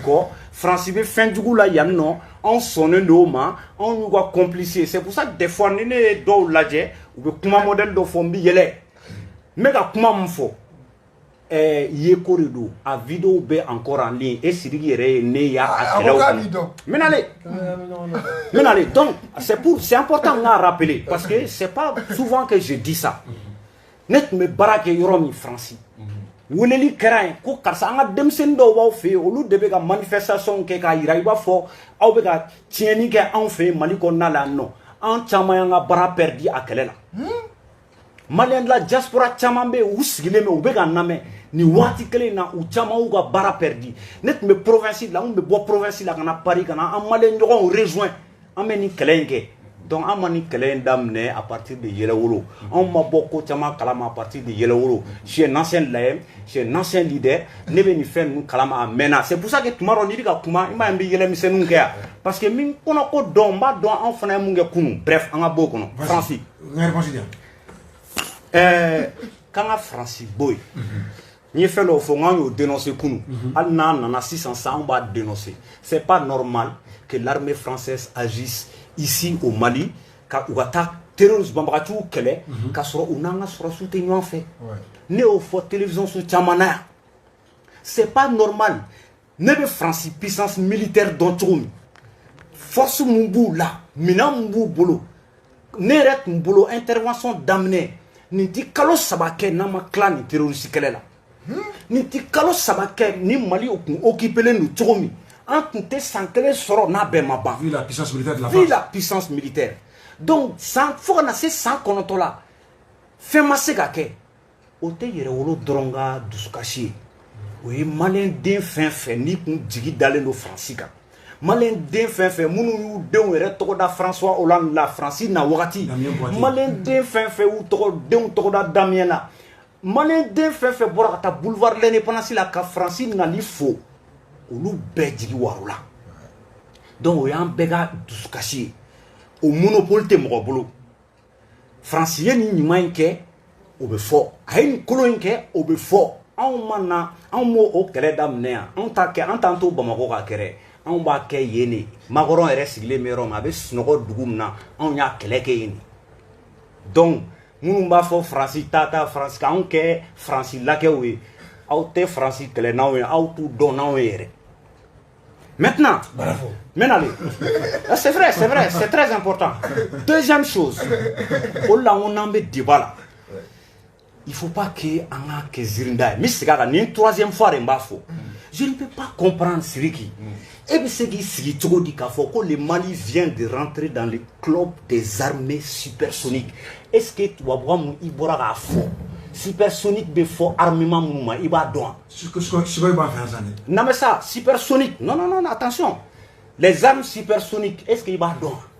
Nambora débat. Je t'invite, Mbalmagé, Ikata ir renseigner à nouveau les armes supersoniques, mon club qu'on a là, Ikata n'y a don. Deuxième chose, Koris Lagata. Les Français disons. Oui, Francis Gata. Ah, c'est bien. Rissu Johnny. C'est vrai, Kounou. Il ne faut pas qu'il y ait un fitri. Mais il ne faut pas qu'il y ait un fitri. Un président follow no Mouro Keita. Rissu a demain. Kodou.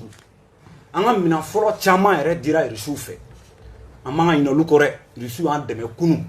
Mais au compte Poutine. Poutine kunu na tungo ko bimbe ka take jamana do ka ko Américain be ka wuli ka ta jamana do ka ta bin u kan ku ka jamana d'Afrique wa intérêt au no fait an ni ne président au kra Irak a y opposé au a kra Syrie il s'est opposé au même Liban Libye encore il n'était pas inscrit dans la même logique en intégré foyer aux prises de position non mais moune la bi subitement au Poutine créé avait fait kana no mouye au de yelemana ke tuer mafana et de beta Ukraine kata demseni also deumbe fa muso be fa village kutru be jeni ville kutru be jeni et de beka jamana wore bombardé ou nous pays de do ou nous ka souveraineté be nyona aw be fait kata au tuer modèle de wolé kana en fait ya ko de sauveria c'est pour ça que kuma do qu'on a là tout à l'heure ngo un colonisateur de gain, un colonisateur ouais. D'accord.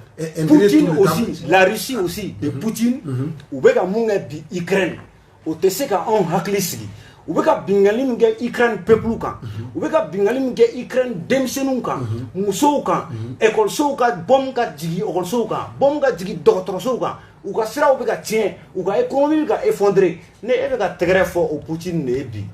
D'accord.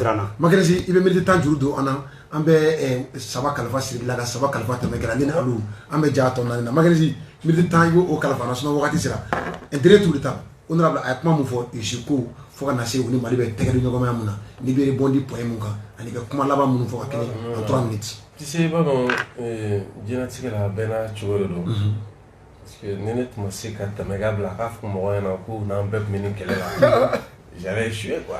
Non, elle m'en est blague à faux. Il a répondu à elle ne vous t'a qu'elle est là. Mais donc il y a 3-4 années depuis le voyage là-bas, elle ne m'a délégué qu'elle est. Il ne vous t'a qu'elle est là. C'est ça le problème. Non, c'est important, il ne faut pas qu'il y ait de confusion. Il ne m'a délégué qu'elle est.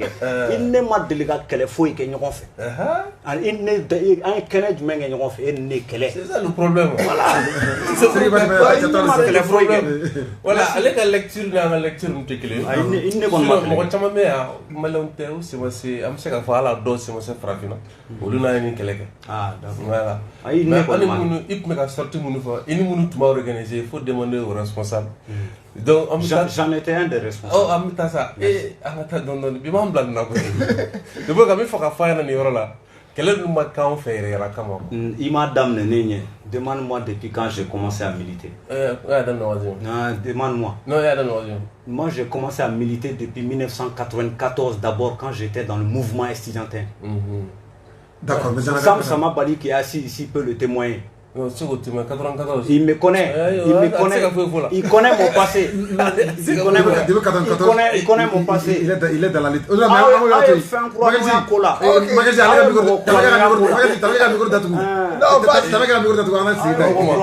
Donc pratiquement, fin de vie, il y a là. Oui. On dit en cas de communicateur ni politique, ni leader, la contradiction fondamentale. Ouais.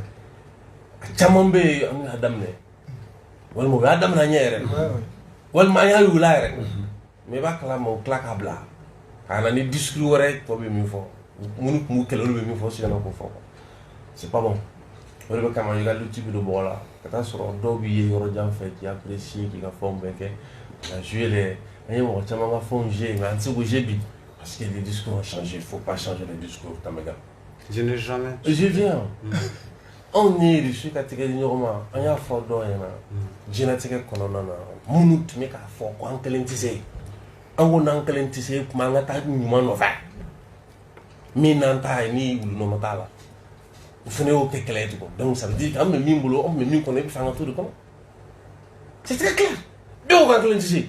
On va français d'anti-djien, c'est-à-dire que djien d'anti-français. Avant qu'on fait la caméra, on a ça, c'est des contradictions entre ta femme là. Donc, bi, béba, ton, conseil de sécurité, convoquera kaka sigi comme Nikara Moura. On a serré France en lecture que la France est en train d'utiliser le paravent de l'ONU. France biti dugo ONU kofa. Kao gele na se avec foko France ka sibea. Oni miamindo bi amese ka sorto di kanga sago bolaka. Nani mogote munu na ngambirna kaso. Ani l'islami nyon sur mirna kelenla. Lénine qui a fait la Russie l'Union soviétique. Allez kelenminke contre l'impérialisme nous on le sait. Bi anya fo. Tu m'as mis un gilet, je nous me déplacera pour notre sortie le 20 janvier. Tu as abandonné ton frère là. Ango muna peuple munu be ben ko djien ko lo tay nga fra nyoma muna jamana me ben ko djien ko tay nga fra nyoma. Fembe Poutine ani Ukraine nyonte. En réalité, beba donc a fort bi Ukraine ne ko fort, on fera me fa Union soviétique de. Donc bi bien chara ba donc ka fort au loup. Ben c'est qu'à récupérer, il y a jamana koro ni wula no fait c'est qu'à récupérer bien charabo donc. D'accord, un dernier mot. Donc un dernier mot. Faut tamega yana.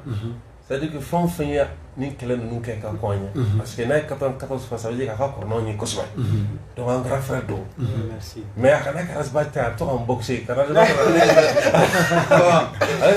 allez faire une classe. Parce que finalement on garde que pas mal de corrige ko là. J'ai quelques mots pour que on s'aga beaucoup de débat. Sam ni Mali dia quoi. C'est-à-dire dobe ni peut-être nous ga naje ou nous en namé. Wa ko essayer nous ti la banga glo. Mais ça sera au plus profond de nous tous. Jamana indeni en bay. Il faut se savoir différent. Are ne tom présent ni réa fort ou ya on reka esprit. Nous façon de. Mais précision do di parce que débat d'amener la yo faut façon d'un cadre qu'on a là, le cadre qu'on a là, contexte vrai là. Façon d'un est une dynamique. Mais comme on chama men donne façon d'un, avec chama nyana, comme le cadre qu'on a là en tant que président de façon d'un. Pour moi-même. Oui, non, je peux comprendre. Je peux comprendre. Et que l'intérêt mon chama au mieux. Effectivement, il y a un fort débat d'amener. Donc vraiment, ce que je veux dire, Alsan, ne peut pas la Alsan à la cal. En bête de si on peut se savoir différent et complémentaire. C'est lui, peut-être ni militantisme d'amener depuis 91 au crotte comme c'est la couronne diagoula. Mais on est mais quoi qu'il arrive, peut-être politiquement anti-idée ou partagé, mais il y a beaucoup de Maliens qui t'estiment, il y a beaucoup de Maliens qui te suivent, mais tu as aussi une plus-value. N'était animosité là-haut, on est vraiment dans l'interaction, sinon on n'est pas des ennemis. Et moi quand on débat là, il fait nos faux, il y a drogué. Non, avec bonya ko du au-delà de tout. Ay woni ligue ay message ici. Ah ka fo kro aka ni yoro rectifier. C'est ça le Mali. Amang sam écrit kan neniu. Ah donc croquet do bien peut-être croquet kumando fo kumam fo tso golona. Donc mani ni yere wolo mo fait. Nga o kuma kunte dogama. Débat non, j'arrive. C'est important, oui. Et à femme, peut-être d'autres c'est la femme tu vas là. Donc au moment où tu as femme tu vas là, pas la folie. Droit ma compter. Sam ka au faux. Aga wuliga jola. Sam ni mo na kuma malika. Kata. En doué sujet nous évoqué bi. Kasro ima tachi blaqué. En balima nous ces dernières semaines, ces derniers mois. Nous ne sara. an ka sɔrɔsi minnu ni tora nin kɛlɛ in na walasa Mali ka kɛ Mali ye an balima minnu bɛ bi n'olu tɛ se ka taa u ka duguw la parce que terroristes kɛlen don k'u ka dugu occuper vraiment ne ka tasibila bɛ olu ye n ka solidarité bɛ olu ye n b'a ɲini transition fɛ transition ɲɛma ka daminɛ o la ka daminɛ a ministres la a kɛra militaires ye o a kɛra politiciens ye o Mali bɛ transition min kɔnɔ an bɛ se ka réussir à la seule condition fo maliyɛn denw k'a ye ko ja Sidiki ninnu ni Tamega ninnu ni y'u ka débat lamɛn a bɛ k'i na k'u kɔ donnen don mais ja ninnu bɛɛ maliyɛn den kelenw de wulilen don ka jɔ ka Mali de bɔ dingɛ kɔnɔna la bɛɛ ni hakilinata de don fo transition ka réussir de réconcilier les cœurs des Maliens k'an ninkun ta k'u madon ɲɔgɔn na k'an ŋaniyaw kɛ kelen parce que au-delà de tout nous sommes un peuple, un but, une foi. Et j'invite, c'est important, si tu dis un peuple, un but, une foi, hymne national, c'est important, ni va da, il va da gagner. Hymne national, c'est slogan. Hymne national, il va da, fait un gagné de dessous de dos. Donc il faut que, en dépendant de l'école, on a fait un calangagné, on a hymne national.